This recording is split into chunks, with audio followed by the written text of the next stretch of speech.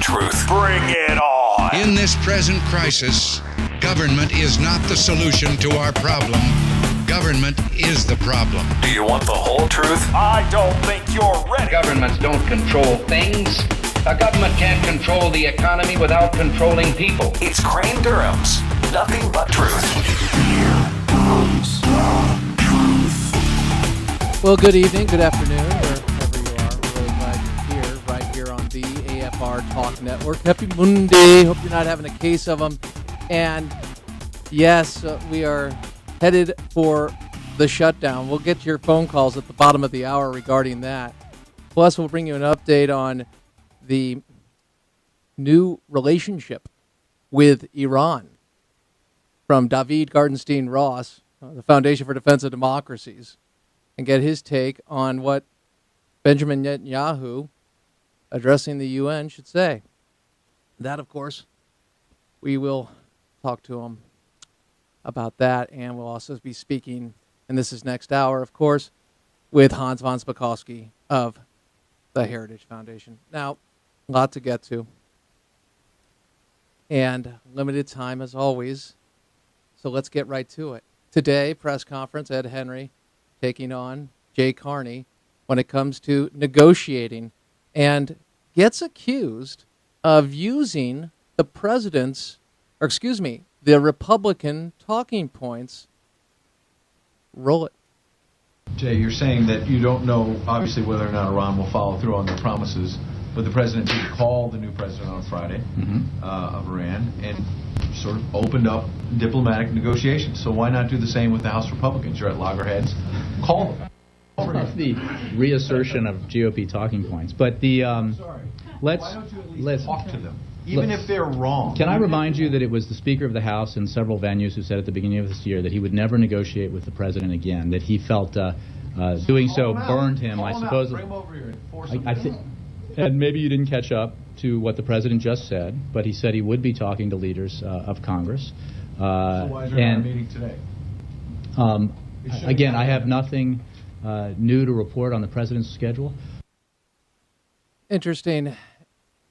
The president's supposed to be the leader, right? I mean, he is supposed to be the president of the American people.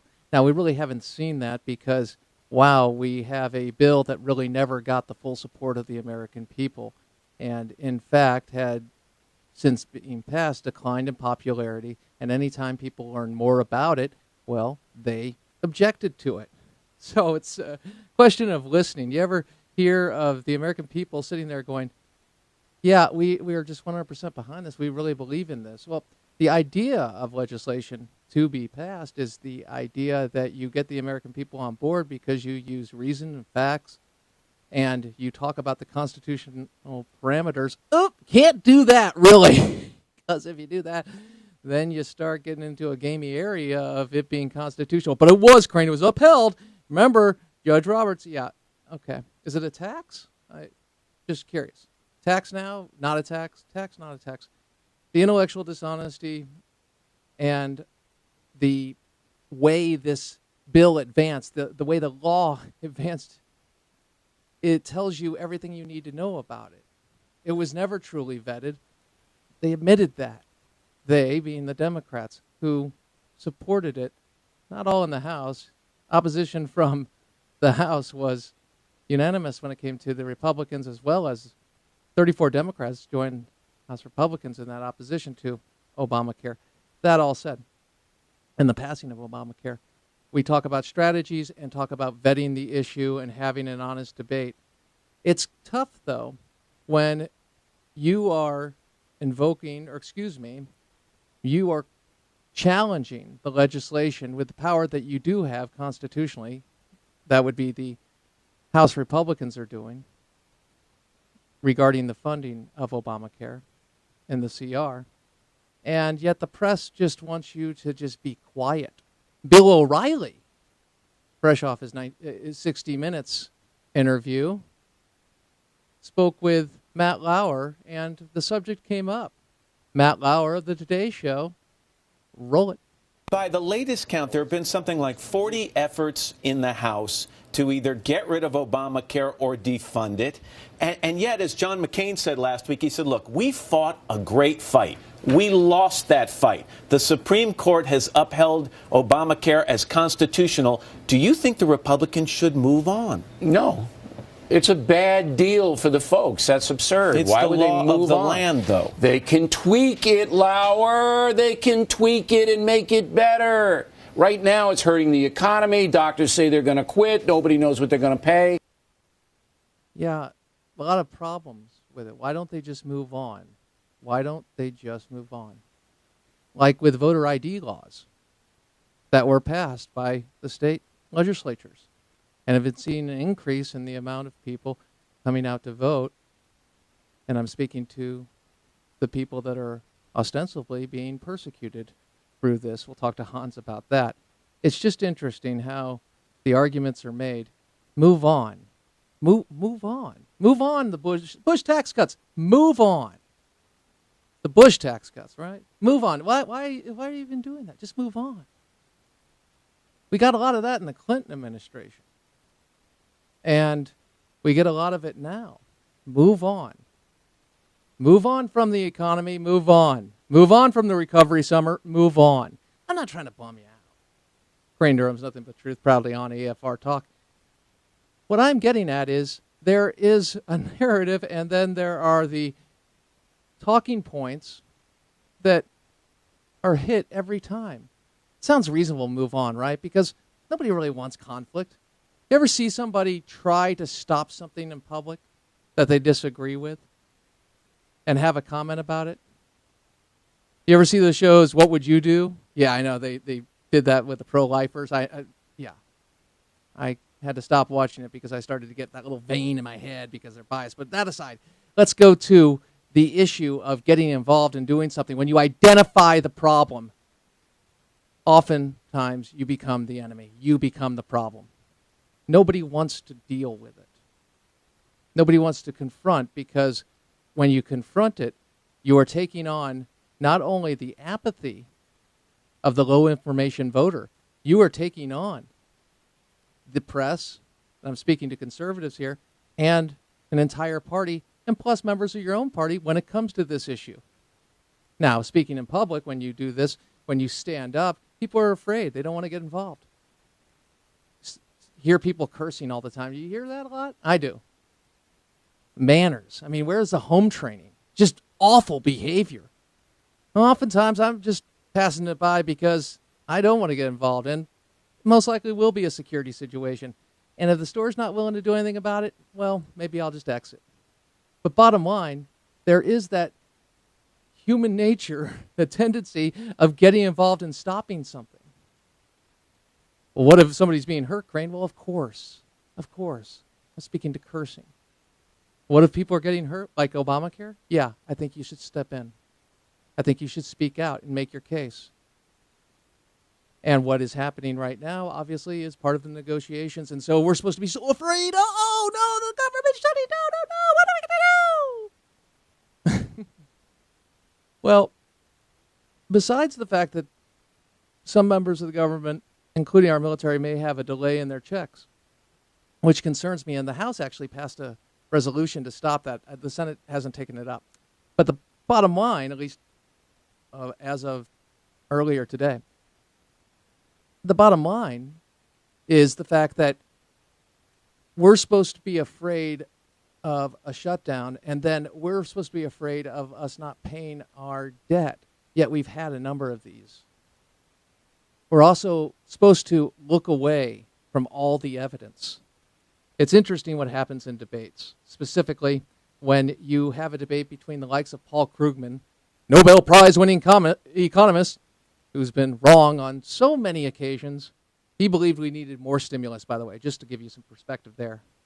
And when he spoke with Bill Kristol about the Affordable Care Act on This Week with George Stephanopoulos, specifically talking about what will happen, and Bill Kristol spoke to the idea of this is part of the process, it's happened before, and maybe there will be a concession out of it. Well, then things heated up.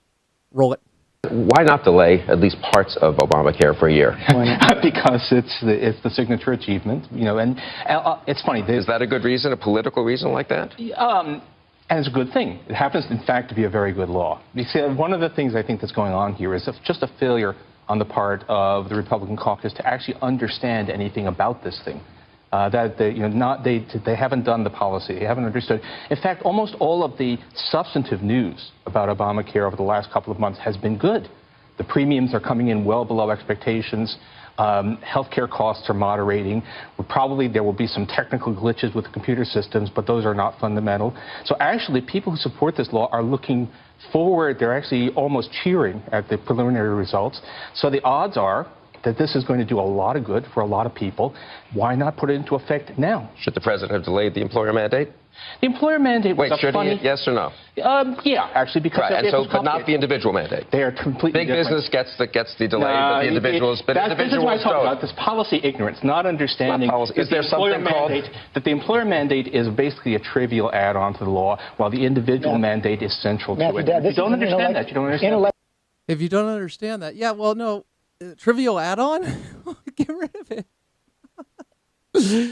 Oh, yeah, they're coming in lower than expectation, but far greater than what people were paying before, between 90 and 65% men, women, respectively. So I guess, I think there's a little something off there in the translation. But you're the idiot, Bill Kristol. You're the moron. You don't get Republicans just don't understand how it's going to work. See, people have to sign up, and then they get their rates jacked up, and they have to pay for people, and that's how the exchanges are going to. Well, we're going to be able to fund this, and it's but they're not really ready with the exchanges because of numerous reasons. They're not ready to go, and they also are having problems containing information. I can get into that, but Bill Kristol came back a little later on in the discussion, and he took on Jennifer Granholm. Yes, the former Michigan governor, and he was addressing actually a foreign policy issue, but also came back to the Krugman issue about not understanding the individual mandate. You have to understand, this is going to be a nerd alert for y'all, but today I type in Kristol Krugman just to see what would come up. Krugman schools Kristol on Affordable Care Act, and I really don't like using Google, but it's the only thing I can get for a major search engine that's easy and user-friendly, but I have to go through all the liberal stew. It's just ridiculous. Anyway, Kristol actually came back in the conversation to that point and addressed Jennifer Granholm's characterization of the House Republicans being worse than the Iranians, as well as picked up and smacked back at Paul Krugman on the issue of Obamacare. Roll it. And hopefully the president will decide to negotiate, as previous presidents have, on the debt limit. One reason the House Republicans are pushing for a negotiation is that the Senate does not take up bills the House Republicans passed. They passed the suspension of the individual mandate, which is key to Obamacare. That's why it's a good thing to delay it for a year, and it's not ready to go into effect. They passed a delay of that for 1 year, with 22 House Democrats voting for it. Speaker, Majority Leader Harry Reid just hasn't taken it up. They haven't taken it up. They haven't taken it up. But also, I just want to say one thing. Suddenly, this great approval of the foreign minister of Iran and Syria, I think you guys really want to rethink before you start praising a guy who sat here and just lied to George about whether they have a nuclear weapons program or not. That is not like, oh, gee, they're so wonderful. No, they're so wonderfully rational. The point is that people are willing to sit down and be rational for people who we have been adverse to for long periods of time. And you've got the House Republicans who will not act rationally. And just one more point about that. You really want to take that position that the Iranian Republican Guard is more rational than the House Republicans? Yeah, that was what she was saying. The Iranian National Guard was more reasonable. And that's what they're saying. And that's what Ed Henry pointed out at the beginning of this segment. That's why I played it for y'all. Because the point is this. You're getting told these things, and granted, some people are new to this show, new to the network. Great to be locking in. Hope you do. We don't give you a case of the Mondays. But as you're picking up this information, you're going to say, it can't be that black and white. It can't be that slanted. It is. It is. And we're documenting it. For the importance of what's the truth about Obamacare. It's failing. What will it do once it is fully enacted? It will kill the insurance agencies. And we will end up with full-on single payer. And that's the bottom line. On the flip side, how the government shutdown impacts you. Scale of 1 to 10. 1 being not at all, 10 being, oh my golly, Crane Durham's nothing but truth. AFR talk.